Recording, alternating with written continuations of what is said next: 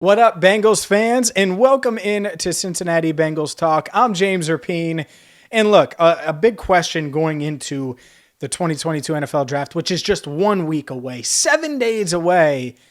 Will they take an offensive lineman at 31? If Tyler Linderbaum is available, what about Zion Johnson, Kenyon Green? Well, me personally, you know me, I'm not sleeping on offensive line. I think it's still very much a need.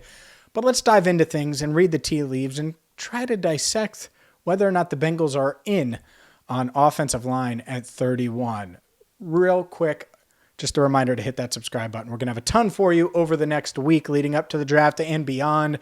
And check out our conversations if you missed it with Joe Goodberry, also Tony Pike. Really high-end draft previews and draft content for you here on Cincinnati Bengals Talk. But another thing that you saw this week, Brian Callahan, the Bengals offensive coordinator, and he was great. Talked with us for about 27 minutes, met with the media at Paul Brown Stadium, was saying a bunch of awesome stuff, and covered wide receivers, and naturally offensive line came up. And the Bengals, well, they've done a good job this offseason addressing their biggest need, signing Alex Kappa, signing Ted Karras, signing Lyle Collins, and addressing a huge need in the trenches for the Bengals in doing so with proven talent.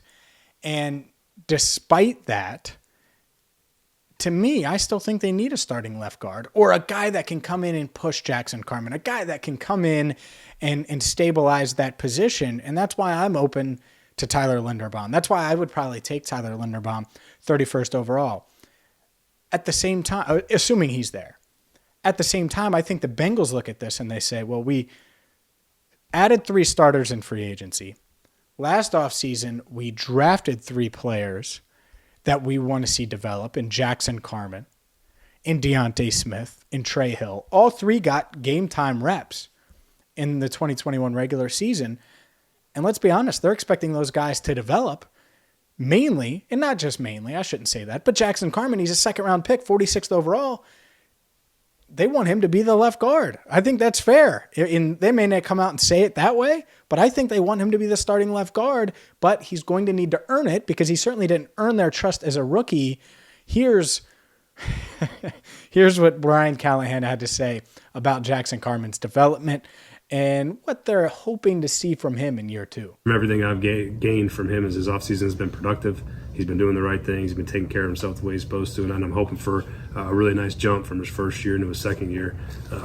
Like all players, that first offseason when you finally get a chance to be a pro, I think changes the dynamic. It allows guys to really improve because you get to a point when you're just doing the draft stuff where it's your college football season and it's all draft and it's visits, and then all of a sudden you get to the place and you really have been training for combines and pro days and not football, and then now there's a whole learning of the offense and then the training. So it's just a really stressful time, I think, for young players. And then they finally go through a season and take a step back and look at where you can be better, look at the things you did well, things you didn't do well. And I think there's a chance for a big jump from most players from year 1 to year 2, and Jackson's no different. I hope that he comes back and we see a different type of player than we did his first year. Mature, better, stronger, all of those things. It's fair to expect him to take another leap and make another leap. So I don't blame the Bengals for that one bit.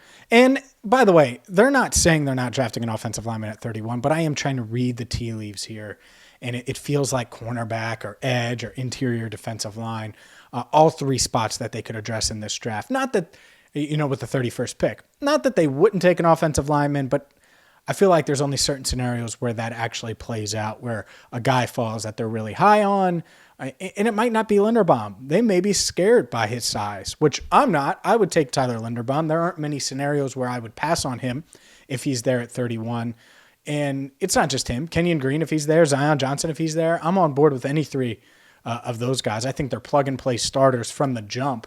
And in Linderbaum's case, you just move Ted Karras to left guard, and boom, you've completely changed your offensive line. And yeah, Carman could emerge. Well, then he can be a hell of a swing guard. If that's how you feel about him, if you think he's just going to be a guard for his career. Same thing with Deonte Smith, who they're grooming to be a tackle, at least as of now. I think he's still going to be in that left guard competition. But here's what Callahan had to say about Deonte Smith. Deonte is going to play more tackle than he is going to play guard at this point, because, again, you're trying to get guys a spot to develop to start. So that's kind of how that'll work. Again, not that Deonte is out of any guard competition. Not that Deonte can't play guard, but we're trying to make sure those guys get a spot to sink their teeth into and really try to improve this offseason. It's the fun part about the draft is reading the tea leaves, seeing where the Bengals are probably hoping to go, and I think free agency shaped this. I think if they hadn't gotten 3 starters in free agency, then they wouldn't be trending towards cornerback, trending towards defense at 31. They would say, look, we need to add more offensive line help. But they believe in Jonah Williams at left tackle. They believe in the 3 guys they signed, obviously, in free agencies to start in Karras, Kappa, Collins. And so when you add those 3 guys and you have one spot open and you have a former second-round pick who's 1 year removed from being the 46th overall pick, you have a guy in Deonte Smith who has 35-plus inch arms that you feel really good about, that you like his work ethic, and a guy in Trey Hill who got game reps.